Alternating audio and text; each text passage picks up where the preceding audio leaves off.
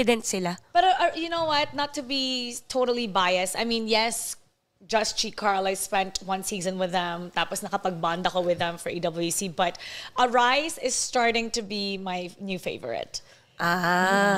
If you take a look at him, sabi ko nga ano niya eh, parang siyang anime. He's like an anime, like yung forma niya, everything. Yung buhok niya. Sasabay ba sa sa China? Tapos lagi siya nakaganon. Para siyang sa solo leveling. Oo, ano siya?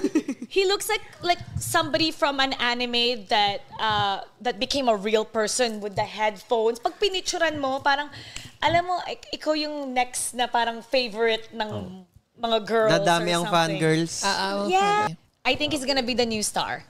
Ayan. So, abangan natin. The jungler of WeTrend. Yeah.